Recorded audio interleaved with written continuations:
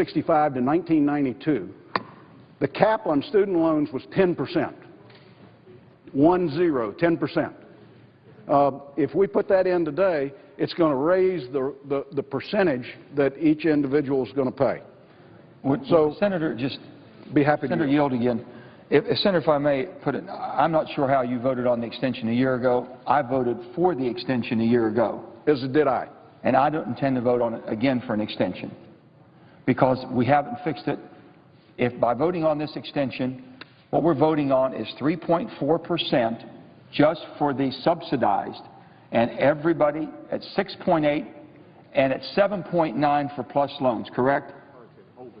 So when you're talking about that, the difference of savings, Senator, between our bill, if we got to vote on our bill, the compromise bipartisan bill, our bill would save close to $9 billion in interest that students wouldn't have to pay. I think we agreed on that, correct? Absolutely. If we vote on the bill that we're only going to have, I think, a chance to vote on one bill, that's about $2 billion. In West Virginia, that's a lot of money in savings of $7 billion that I don't and students don't have to pay in interest. And that's across the board. And that's most of the students who have the subsidized and unsubsidized loans. That's the point we're trying to make, and we hope we get that through. And I know that you hope that I do. We get a vote on this. The Senator yield for. I think he has the floor, sir, and I'll be happy. Be happy to yield from Senator from I would just say to my friend from West Virginia, made a statement a few minutes ago that resonated with me. He said that we're trying to get to market rates because we've always had market rates. I would say to my friend from West Virginia, as I pointed out yesterday, that when I first went to college in 1958, 59, 60, 61, I borrowed money under this program. It came into being in 58, so 59 was the first year I borrowed money.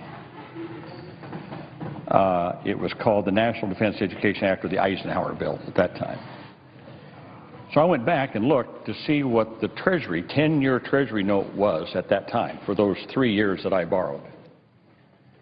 The 10-year Treasury note at that time ranged between 4.2 and about 4.8%. I borrowed money at 2%. That's not a market rate, I say to my friend. Plus, not only did I borrow the money, but all the time I was in college, I paid no interest charges. I spent 5 years in the military, no interest charges. I then went to law school, 3 years in law school, no interest charges. And then I had a 1-year grace period after I graduated from law school, no interest charges. So for all those years, the interest rate clock never started ticking. Was that for every student, sir, that was in college at that time, no matter what their ranking and no matter what service they had performed for the military or the I-Bill? Was that for everybody? Anybody. So everybody in college during that period of time paid the lowest rate of 2% with no interest at all? That's right. So let me say to my colleague, the reason I raise that is, why were we so special? Why was my generation so special that this country was willing to subsidize my education? But for these young people here, we're saying, no, you've got to pay market rates. It might have been that Congress did a better job of getting its financial house in order than we have. Well, I'm just saying that we made a commitment at that time to invest in a generation of young Americans so that they wouldn't have a huge amount of debt hanging over their heads. But it seems now, I just wanted to make it so that it has not always been so that... If I could say to my colleague, what didn't exist when he went through college and graduate school was that we didn't have an income test for repayment. We don't charge anybody over 15% on an annual basis. When the gentleman went through the system, he was responsible to pay back 100% of it, weren't you? And today, after a certain period of time on the subsidized loans, we forgive it. We've got a lot of programs that didn't exist when he went through school. We've got Pell Grants that extend a tremendous amount of money that's not obligated to be paid back, $4,000. We've got student loan higher education tax credits that didn't exist when he went through education. We've got a basket of products, and what we're looking at is how can we take one program, which is the rate-based program, and make it as attractive and affordable for students as we possibly can. And under this scenario, we're able to accomplish that for 64% under what we will vote on. we only do it for 26%. And you can't help but make the argument, you're overcharging here to subsidize here. And I agree with my good friend, who I have great affection for from Iowa, that I want to make sure every student has an opportunity to go to college and it's affordable for all. But we've got a system right now that we control 100% of it, the federal government. When my good friend went through college, there were private lenders that competed with the federal government. We have no private lenders. We legislatively eliminated the private sector from competing with student loans. It's all dominated by the federal government. So at least we can try to get as inexpensively those loans as we can for the largest group of college students.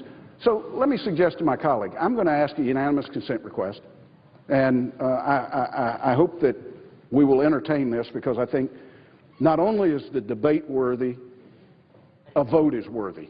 So I would ask my colleagues, ask unanimous consent, that if cloture is not invoked on the pending motion to proceed to S-1238, the Jack Reed bill on student loans, that it then be in order to move to proceed to S-1241, the Manchin bill on student loans. Further, that the cloture motion, which will be at the desk, be considered filed on the motion to proceed, and further, notwithstanding Rule 22, the Senate then immediately proceed to a vote on the motion to invoke cloture on the pending motion to proceed to the Manchin bill S-1241. Before the chair rules, let me just state that this agreement would allow us to have 2 votes on 2 versions of student loan rates that start at noon today. Objection. Objection is heard. Madam President, this is an important issue, and I want to thank my colleagues who have engaged earlier this morning to try to find an additional solution. I want to thank Senator Manchin and Senator King and Senator Carper, because they were willing to try to fix this problem. And I'm convinced that my good friend from Iowa, we're doing this in good faith. But now's the time to find a solution. It's not a year from now. It's not a month from now. It's not a week from now. It's today. If I may ask one question in the spirit of a colloquy to my dear friend from Iowa. I know they're saying 1 year, and they're looking at the compromise, the bipartisan bill that we've worked on. 3 or 4 years from now, rates may go up because market rates will change. If we're only looking at 1 year, is there anything prohibitive in our bill that we couldn't go back a year from now if we see a better solution? If we get an education bill, that we could say, hey, here's the grand bargain now, which is better than what we thought we had. Still yet, ours saves $9 billion, and my dear friends in my caucus, it only saves $2 billion. So if we only do it for 1 year, we help more people, save more money, and then we can go ahead and still rewrite another bill in 1 year. Are we able to do that? I've learned in my 20 years in Washington that permanent is defined as a 2-year session of Congress, and the next one could easily change it. So if you look at them 1 year to 1 year, you've got 3.4 for the smallest group, 6.8 for everybody above that, and 7.9 for plus. Under ours, it's 3.66 for all undergraduates, and every rate comes down, correct? You're correct. So that's $9 billion versus $2 billion. It's about as simple as I can make it. And as I said earlier, how does that compute to the average student? What are they? It means a lower monthly payment. Under the bill that we will vote on, which is current extension, kicking the can down the road, $78 a month. This is figured on a student that borrows $5,000. Under the bipartisan bill, $75 a month. On the graduate Stafford comparison by month, that person who borrows under the graduate program under the kick the can down the road plan is going to pay $251. Under the bipartisan solution, they're going to have a monthly obligation of $230. For the highest group, the plus loans, in a lot of cases those are parents, the monthly obligation is going to be $197 on the kick the can down the road, and under the bipartisan solution, the monthly obligation is going to be $180 in payments. This is figured, again, with $5,000 borrowed over a 10-year amortization of the loan. It exactly makes the point that my good friend from West Virginia said. Why would we not take the opportunity to make this cheaper for everybody for the next 12 months And if we find a better way to do it, let's change it 12 months from now. And I think, Senator, what we're talking about also is that they're saying if it consolidates, it strings the payment out for the maximum of 30 years, which means they're paying a lot more back in interest, correct? That's the argument that I've heard from different people. So that means why would you have an automatic consolidation? With that being said, I'm understanding that with the government-run loan right now, there's no penalties for me. If I string it out to get the lowest payment for 30 years and then I said, I want to have 10 years, I can do that, correct? That's able to be done. So I can reduce that amount of time and amount of interest, but my affordability to pay more. I'm going to try to recognize, you're exactly right, and I want to recognize the fact that there are others on the other side that would like to speak. So, okay. Madam Chair, at this time, I would reserve the balance of the time on our side and yield the floor. Madam President. Senator from Iowa. I know that Senator Stabenow has an important meeting she has to go to, and I want to yield to her in just a second. I just wanted to respond to my friend from North Carolina to say why I objected, since I don't believe in all of these reservations for objections. I mean, you object or you don't, and there's a time to explain that later on. I wanted to explain why I objected, because if we vote for cloture at noon on this underlying bill, then what the senator from North Carolina wants, they can add as an amendment. They can offer that as an amendment to the bill. The bill will be open for amendment, to any amendments that anybody has. So the reason I object is because we have a bill. It's under regular order. We have cloture. The bill is open for amendment, and the senator from North Carolina or Tennessee or West Virginia or anybody else can offer any amendments they want. And that's the way the regular order ought to proceed. With that, Madam Chair, I yield the floor.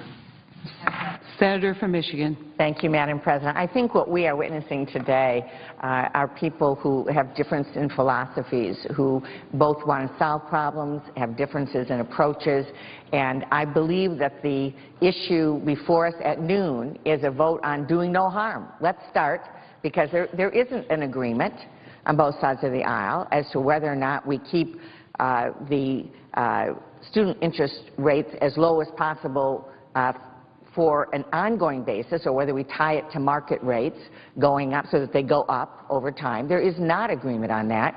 I would hope we would have an agreement to do no harm. And so the vote at noon is, let's keep it at 3.4% where it has been, which is, by the way, you know, market rates right now. You can go out and get a car, and I'd encourage people to buy a new American-made automobile at any time they would like to. But you can do that for about 4%. You can get a mortgage for about 4%. Doubling the rates makes absolutely no sense, and putting in place something that students are asking us not to do, which starts where we are and goes up over time, does not make sense either. So let's do no harm. Let's vote yes to give us a year. We have people that care about this issue. We can sit down and spend that time working under Chairman Harkin, who is committed to addressing in a comprehensive way not just the interest rate on subsidized Stafford loans, but on all of the issues, because there's a whole range of issues, not the least of which is $1 trillion in debt that students are carrying in this country and families are carrying in this country, which is more than the credit card debt that we have. But let's start with do no harm. And if we do that, then 7 million students are not going to be hit with the interest rate hike that is going to be in place. And if we do that, we're going to be saying to students, we are not going to see the government making billions of dollars in profits on the backs of students because the loan rates have gone up. So I would encourage everyone, people of different philosophies, to vote yes to give us the time to work out what is clearly a broad, comprehensive issue, to make sure that young people and people going back to college have the opportunity to dream big dreams, to have the same opportunities that many of us have had. I went to school on student loans. I went to school on a tuition and fee scholarship because of my own family situation growing up. And the reality is that we have the opportunity to do no harm and then work together on something comprehensive that does not, down the road, see students paying 7, 8, 9, or in the case in the House, they top out one of their rates at 10.5%. I reject that. Colleagues on this side of the aisle reject that. Let's vote yes, do no harm, and then get to work in a bipartisan way on the larger problem and solve it. I yield the floor. Madam President. The senator from Rhode Island. Madam President, let me commend Senator Stabenow, Senator Harkin, Senator Warren, and Senator Franken, and Senator Hagan particularly, who's the co-sponsor of legislation that I propose that would keep the student loan interest rate for subsidized SAFA loans at 3.4% while we deal with a very complicated and complex set of issues. It's not just the rate structure. It's the issue of providing appropriate incentives to control the cost of higher education. It's also the issue of refinancing existing debt and prospective debt so that this huge wall of debt, this, avalanche of debt affecting college graduates and professional school graduates today can be addressed. And I don't think we can do that because these are complicated programs off the cuff, as we're attempting to do today or in the last several days. It turns out that if we do not extend for at least a year this rate, then the contrary proposals will eventually raise rates on students across the board. And that's because the law calls for now a 6.8% rate for the Stafford subsidized and unsubsidized loans and other specified rates, fixed rates. And in order to score this as a zero in terms of the Congressional Budget Office of deficit effects, we have to, over that time, make up all that interest. So the proponents of the alternate approach are suggesting we will go with a lower rate now, but that simply means mathematically that we'll have to have higher rates in the future. And the question of when that future arrives is a function of the way interest rates will be moving in the overall economy, and every indication is those interest rates will start rising, and perhaps quickly. The Federal Reserve has already indicated that they are beginning to pull back on their quantitative easing, which means rates are likely to go up. We've seen a significant rise in the 10-year T-bill rate just in the last month. It's gone up almost a full percentage point. So you're in a rising rate environment, moving from a fixed rate to a floating rate without a cap, without an effective cap.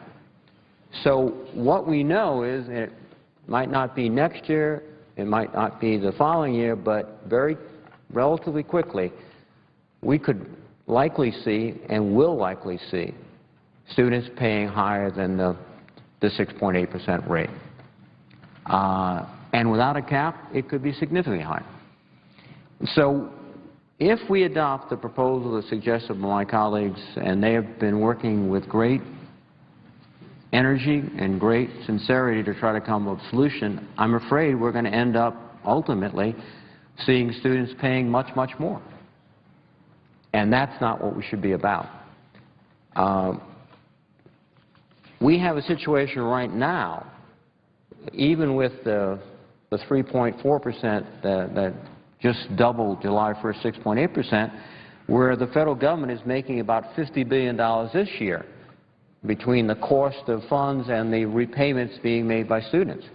So students have become profit centers for the federal government, rather than, as I think the intention of the program, that the federal government is going to help students go ahead and get through college so they could help us as productive workers in our economy. And it's projected that these federal programs between now and 2023, in a 10-year period, will make $184 billion for the federal government in terms of the difference between what students are paying back and the cost of borrowing for the government. And so there's a lot we could do, I think, but not in 24 hours, to redesign our program so that students essentially are not being hammered with huge debts, and we are benefiting, profiting from those students. The CBO estimates that under this Bipartisan Student Loan Certainty Act, students would pay an additional $37.8 billion more in their loans than they would under the current rate of 6.8% between 2017 and 2023. Goes to my initial point. The first few years, it's been designed so that the interest rates will be lower than 6.8. But according to the CBO, between 2017 and 2023, so if you're a high school student right now, you're looking at paying a lot of money if you intend to go to college, about $37.8 billion more, because this all has to balance out to effectively a 6.8% interest rate, which is the current law. Students know that. That's why they've come and said, listen, thanks, but no thanks. This short-run discount of a few years in terms of the interest rate, we know we might be paying it if we're just starting out our college. We definitely know that our younger brothers and sisters in high school and another generation of Americans will. And so I don't think we should take that approach. I think what we've said is, listen, let's wait. You know, we have a lot of work to do. We want to look at proposals that might actually align the real cost of federal borrowing for college education and the real charges that we impose on students.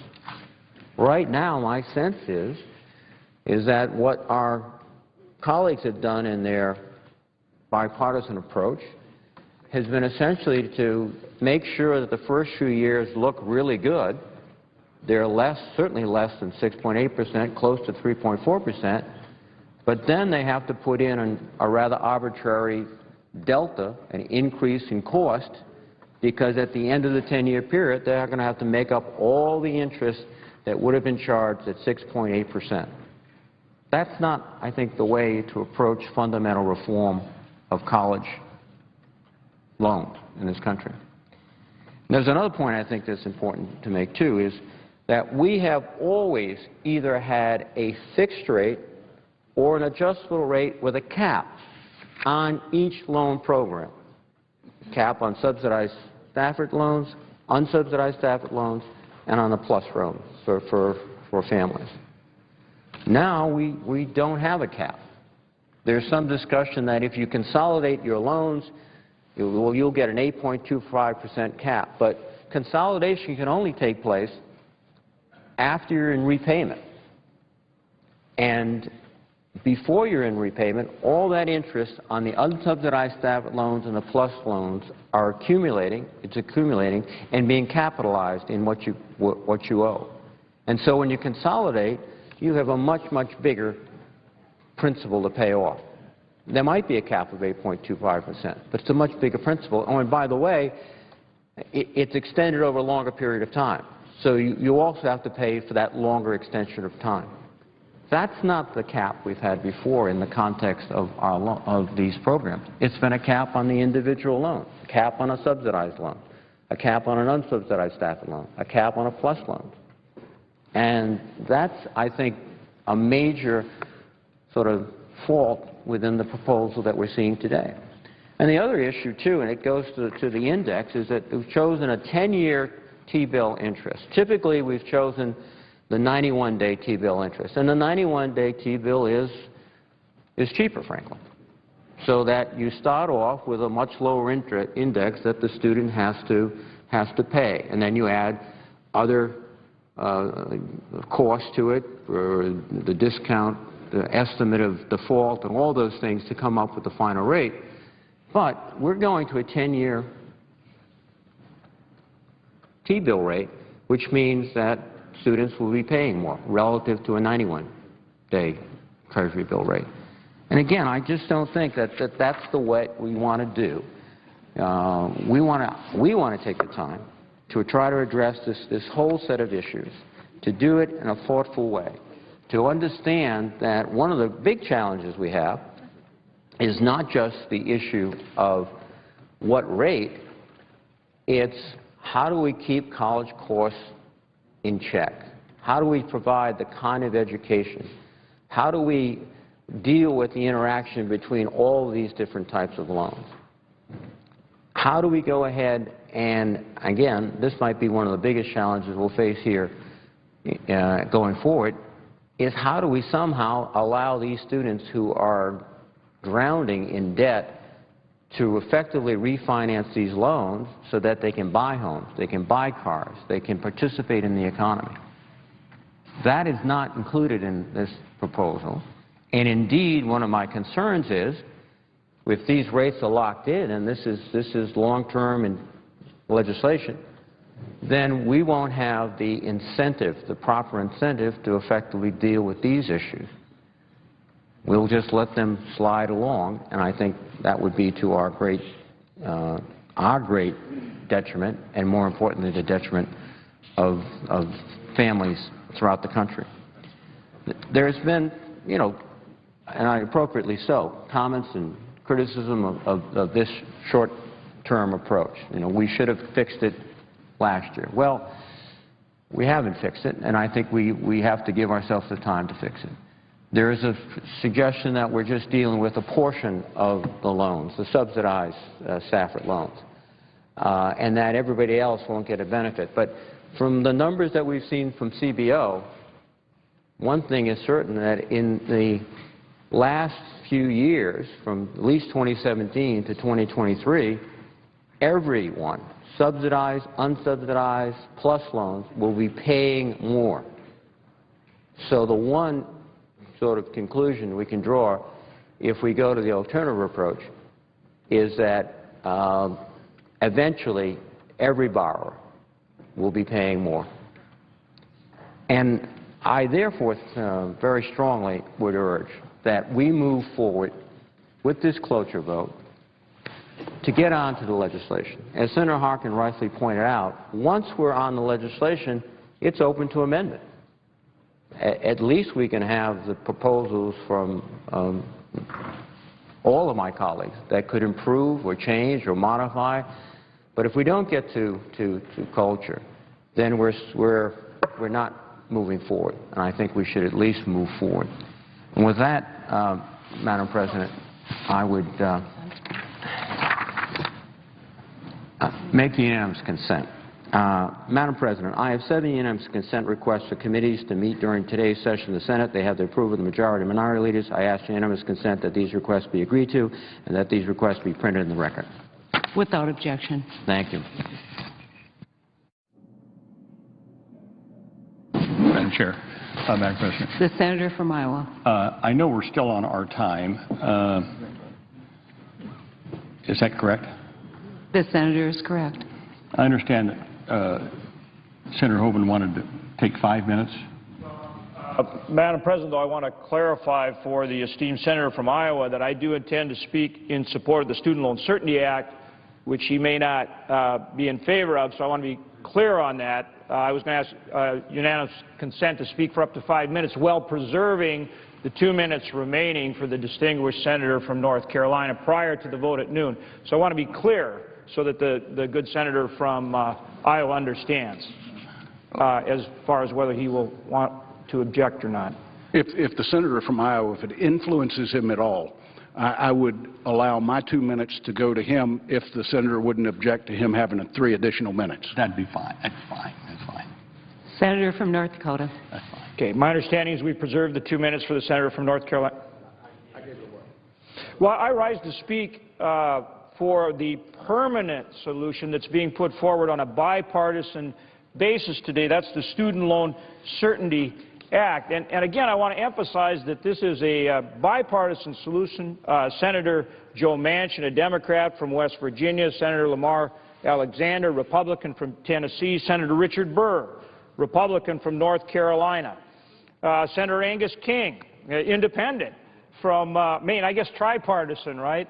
This is truly a bipartisan effort. Senator Tom Carper, Democrat from Delaware, myself and others. This is a bipartisan effort to come up with a permanent solution. So I've been listening to the floor debate here, and what everybody says over and over again is that we need a permanent solution, and that's exactly right. A year ago, I served on the conference committee for MAP 21, which was the reauthorization for the highway program. And we included in that conference report an extension, a one-year reauthorization of the federal student loan program so we could do what? Put a permanent solution in place, not come here a year later and extend it again for a year. And so that's what the vote at noon is all about. It's yet another one-year extension, and we need to put a permanent solution in place. Our bipartisan plan is simple and straightforward. It provides students with dependable, low-cost financing on a long-term basis. We call it the Student Loan Certainty Act because it provides just that, certainty for our students and for our families, not another one-year extension. Now, there's been a lot of discussion here, and it's easy to get confused, but let's go through for just a minute, how does it work? This is a simple, straightforward plan. The plan would tie all student loan rates to the 10-year Treasury note to reflect current market and employment conditions. Okay, so right now, that index rate, the 10-year Treasury note rate, is 1.8%. Okay? Then both subsidized and unsubsidized Stafford loans would be 1.85% over that rate. Graduate Stafford loans, 3.4% over that rate. Plus loans, loans parents take out, plus loans, 4.4% over the 10-year Treasury note rate. Okay? Those rates are then fixed, locked for the life of the loan. The student knows that that is a fixed rate then for the life of the loan, till it's paid off. So let's compare the programs. Compare the existing student loan program we have now, compare that to what we're proposing. Okay, that's easy enough to do. Subsidized Stafford loans. Right now they're actually at 6.8% because the existing program expired, didn't it? But the old program, under the old program, they were at 3.4%. 3.4% for the subsidized Stafford loan. Under our proposal, 3.66. 3.4, 3.66. So it's about the same, isn't it? Now, actually, again, those rates have gone to the 6.8% because, again, we go year to year, this program expires, so we're really bringing them down. But even if you assume it hadn't expired, it's about the same rate, 3.66 versus 3.4. Unsubsidized Stafford rates, again, under our proposal, you get the same rate as the subsidized student loan program, 3.66. That compares to 6.8% under the existing program.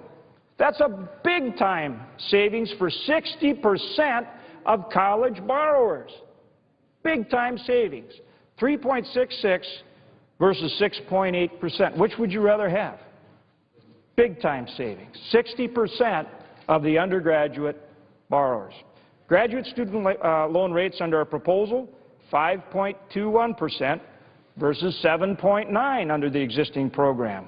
Parents, plus loans, 6.21 versus 7.9 under the existing program. In both cases, again, lower rates.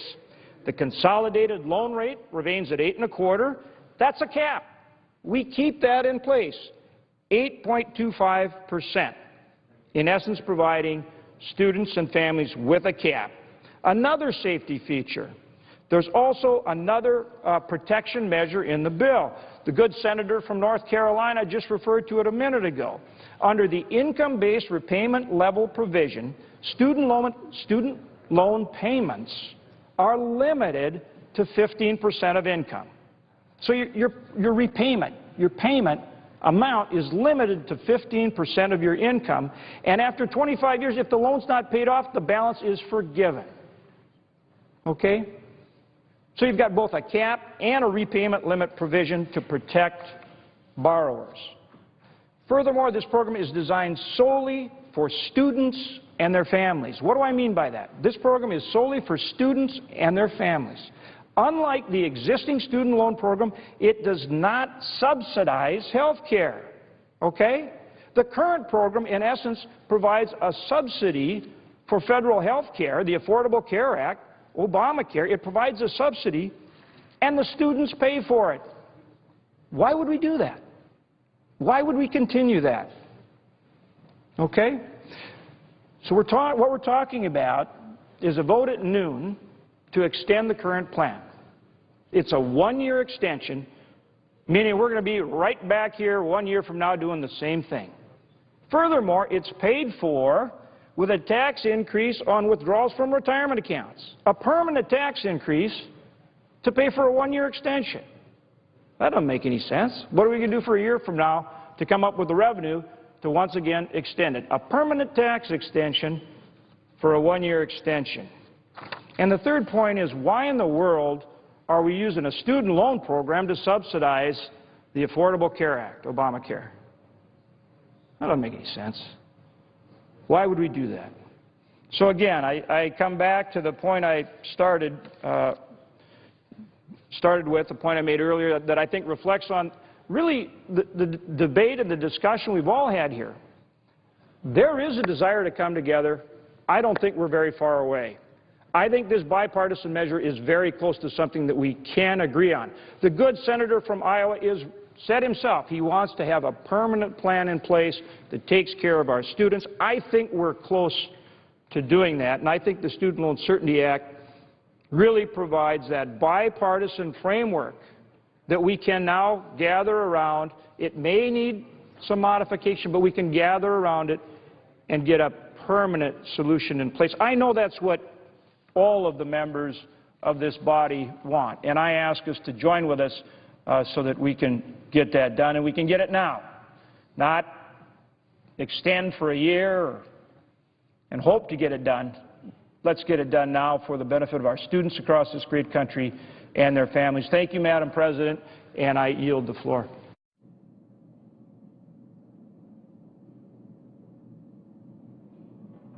Madam President.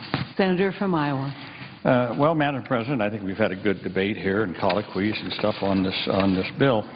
At noon, we're going to be voting, as I understand it, on a cloture petition on whether or not we're going to have a bill on the floor.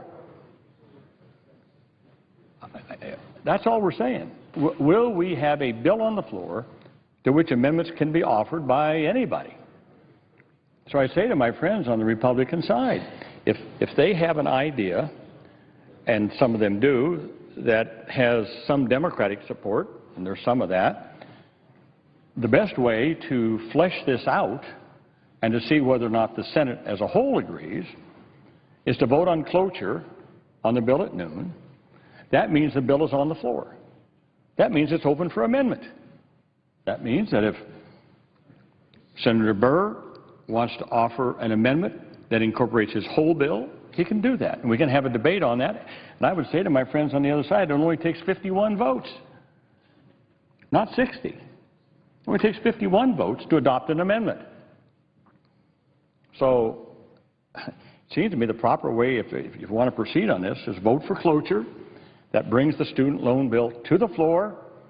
And if my friends from North Dakota or Tennessee or North Carolina or wherever, or my friend from West Virginia on this side, if they want to offer amendments, do so. We can debate it, and then it only takes 51 votes. I don't know why they would be opposed to voting for cloture on the underlying bill, because that moves us to a point where 51 votes is controlling.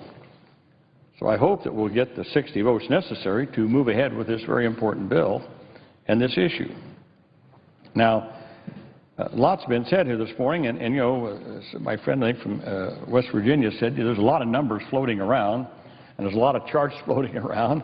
Everybody's got a chart on this and numbers on that, and no one's trying to befuddle anyone, and no one is deliberately trying to mislead anyone. It's just that when you get involved in an issue like this, it's complicated. It's just very complicated, because if you do a little bit on this one thing, let's say on a cap, then it does something on other interest rates. If you do something on consolidation, it affects, all these things bounce around. And, you know, you can look at what an interest rate would be today, but you don't know what it's going to be tomorrow or what it's going to be next year or the year after. All we have to go on is CBO estimates, Congressional Budget Office estimates. Now, I would be forthright, and I would say honestly, I can love CBO one day and hate them the next because of the way they figure things, and sometimes almost inscrutable on how they figure things. But nonetheless, those are the rules that we have to sort of play under here. So we have to look at what the CBO scores and how they score all of these various proposals. Now, my friend from North Carolina had all his charts out there, and different things about interest rates and all that. And I asked the question once, how long does that 3.66% interest rate last? And he was forthright. He said 1 year. But then he went on to talk about what would happen in the future. Well, here's yet another chart that I present for the Senate. And their bill is S-1241. That's the Burr, Manchin, Alexander et al. Bill. And so what we did was we plotted it out as to what would happen in the out years. And as you can see, if you look at this line about right here, 6.8%. Now that's where the student loan interest rate is today, because on July the 1st they doubled from 3.4% to 6.8%. And 6.8% is permanent law. 6.8 is permanent law. So that's where it is today. Now, if you look at the S-1241, the Burr, Manchin et al. Bill, they are quite correct that in the first 2 or 3 years, the interest rates are lower than 6.8%. That's why I asked the question. He mentioned 3.66% down here. That's good for next year. But we can only go by CBO estimates. So we asked CBO, what are your projections of the 10-year Treasury notes? That's what we have to go by. If you use that and you look at what their bill proposes, you will see almost like a classic bait and switch. For the first couple of 3 years, interest rates are lower than 6.8%.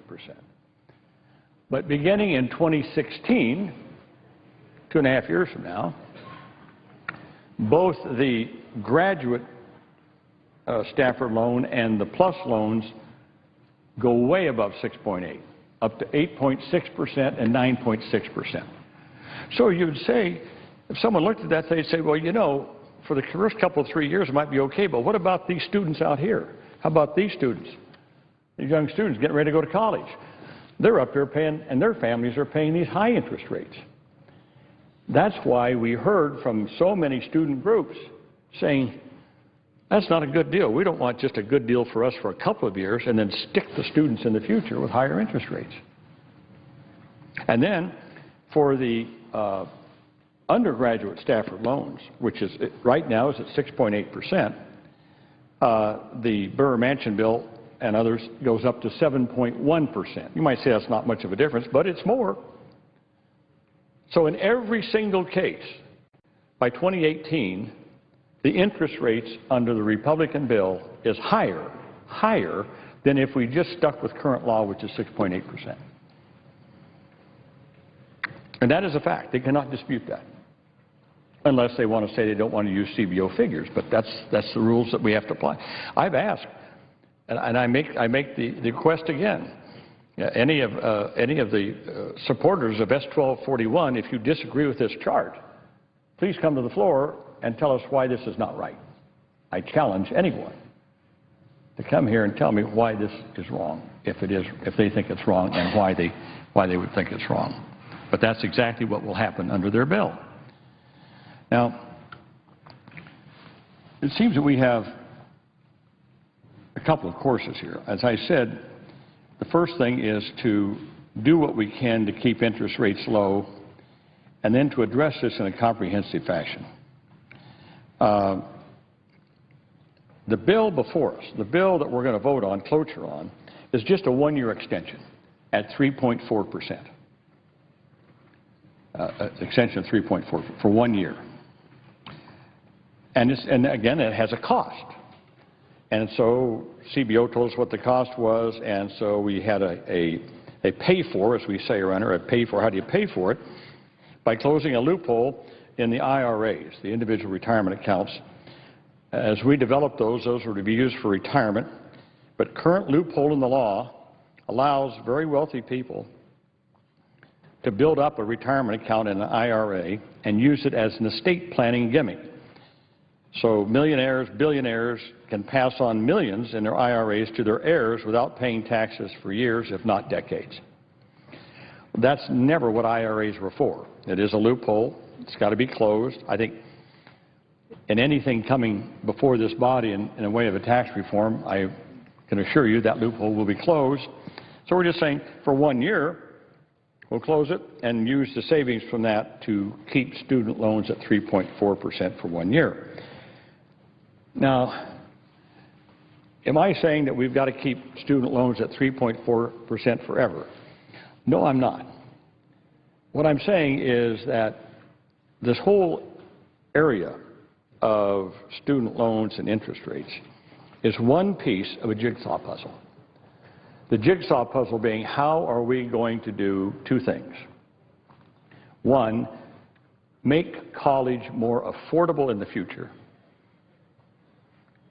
And how are we going to address the $1 trillion+ that's in student loans out there right now? So this is just one part of that. And when you take one part out of that jigsaw puzzle, it affects everything else. And so that's why I have argued for a long time that our committee, the HELP committee, needs to address this in the Higher Education Act reauthorization. Now, the Higher Education Act expires this year, so we have to reauthorize it. My good friend, Senator Alexander, is the ranking member on the committee. We've already had discussions about the Higher Education Act, and I believe this is the proper way to proceed so that we can have experts come in and tell us, okay, if you jiggle this number a little bit, if you do this on student loans, how does that affect Pell Grants? If you do something on Pell Grants, how does that affect college work-study? All of these things fit together. We need to address a comprehensive measure on college affordability, on making sure that college costs are transparent to our students and their families. Comparisons. Why does one course of study at one college cost $200 a credit hour and another college the same course costs $400 a credit hour? Why is that? And shouldn't parents have a good comparison chart? What can we do to encourage colleges to have a better graduation rate in 4 years or 5 years? Secretary Duncan has talked a lot about promoting an idea of having high schools graduate kids after 4 years, and they can get an associate's degree if they really study hard and do advanced placement courses and stuff. They might even graduate from high school or shortly thereafter with an associate's degree. Well, these are interesting ideas, and we need to pursue them. But if you take this out, if you take out the student loans, it sort of messes up the rest of the formulas. And that's why I think we should extend the 3.4% for 1 year, pay for it with closing that loophole for 1 year, and let our committee do its job. We've got good people on our committee. Senator Alexander, Senator Burr's on our committee. We've got thoughtful, smart people who understand this. And I think we work pretty good together on our committee. This issue now of these student loans, again, reminds me of all my time here in the Senate, now marking 39 years. It seems that every time we rush to judgment, where we have a deadline, that's when mistakes are made. Need I go any further than to talk about the sequester? It's a horrible mistake, but faced with a deadline and you've got to do all this, then you rush to judgment on something like this. And I think we made a terrible mistake on that. And so I plead with my fellow senators to just put this over for a year, let our committee do its work, so that we can address the whole issue of college affordability, college completion rates, and how we address also the issue of the $1 trillion that's hanging out there. Now, that may be more of an issue for the Finance Committee, but it may be partial jurisdiction for both the Finance Committee and the Health Committee. So again, last year we extended the 3.4% for 1 year up to July the 1st of this year. And I know I've heard some say, well, we did that for 1 year and we didn't address the issue. But again, I remind my fellow senators that last year was an election year, campaigning. We weren't here that much, had a big election in November. Then we had all this budget things facing us at the end of the year. And with the budget problems we had earlier this year, it just wasn't time to do anything. Plus the fact that the Higher Education Act does expire this year. And so it's on us, it's incumbent upon us to address the issue of higher education, and this is where this belongs. So I would, again, hope that we would just extend the 3.4% for 1 year and let our committee do its work. So I urge my colleagues to support the 1 year extension. Now, my friends on the other side, they said they want a long-term solution. Well, I have no problems with that. But let's do a long-term solution based upon a rational approach, one that comprehensively looks at all of the issues surrounding college affordability. So, and the way to do that, as I said, is through the committee's work. I just want to, there was one other point that was made here this morning that I want to address myself to, and that's consolidation.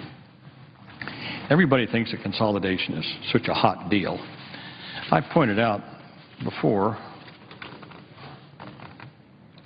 that, for example, we took a $41,000 Stafford loan borrowed in school, $41,000, and used that as a baseline. And then we said under current law, the student would pay $21,716 in interest over the 10 years. Under the Republican bill, S. 1241, they would pay $28,607. Under consolidation, they pay $69,000. So consolidation is not the big deal that people think it is. Now, here's even a more drastic look. Again, the $41,000 in Stafford loans and $30,000 in PLUS loans borrowed by a graduate student. Under current law, $43,760 is what they'd pay back. Under S. 1241, they'd pay $52,498. But if they consolidated, they'd pay $148,000. $43,000 to $148,000. That's under consolidation. So you wonder why students don't consolidate? Because they realize they're going to be paying 3 and 4 times as much back in interest charges than if they never consolidated. The other point I wanted to make on consolidation is you only get to do it one time. One time. So let's say that you graduate from college and you decide, well, I want lower monthly payments. I want to stretch it out for a longer period of time. And you do that. And you consolidate. Then let's say you want to go to graduate school. You can't consolidate after that. That's it. You're through. And so if you have to borrow money at higher rates and stuff, you can't consolidate those later on. I think that's what some of my friends forget. You can only use consolidation one time. One time. So consolidation and having a cap or whatever it is on consolidation is certainly not any kind of an answer to these high interest rate payments that students are making. So again, what we're looking for, again, I know that people want to have a long-term solution. They want to get to something that's revenue neutral. Understand that? I hope that we get cloture and we can move to the bill and Republicans can offer their amendments. As I've said, it only takes 51 votes to adopt an amendment. But if not, then let's just extend this for 1 year. Now, I don't think that's too much to ask, to extend it for 1 year and let us do this in a comprehensive fashion. So I would hope that that would be what we would do and not double these interest rates on students right now. I think both sides agree on that. Even under the S-1241, next year interest rates would be, I think, 3.66%. I'm all for that. I mean, on 1241, they want to keep interest rates at 3.66% next year. That's fine.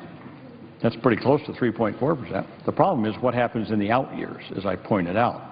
So if we kind of both agree, if both sides agree that in the next year interest rates should be down around here at 3.6% for the undergraduate loans, well, 3.4%, 3.6%, not a heck of a lot of difference. So why don't we just extend the 3.4% for that 1 year and then fix this in the Higher Education Act? So I would agree. They want to keep it at 3.66% for 1 year, fine. But there's not that much difference between 3.4 and 3.6%. So I think what we all agree on is that in the next year, interest rates should not go up. Should not go up. What we're not agreeing is on a long-term fix. And again, if you can't agree on a long-term fix, then at least let's do no harm. Let's extend the 3.4% for 1 year and take care of the long-term solution in the Higher Education Act reauthorization, which we could have on the floor sometime next spring.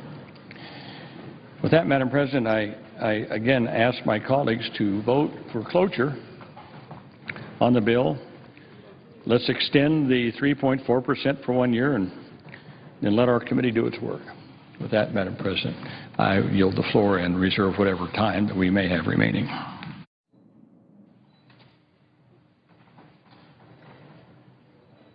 And I note the absence of a quorum. Clerk will call the roll. Mr. Alexander.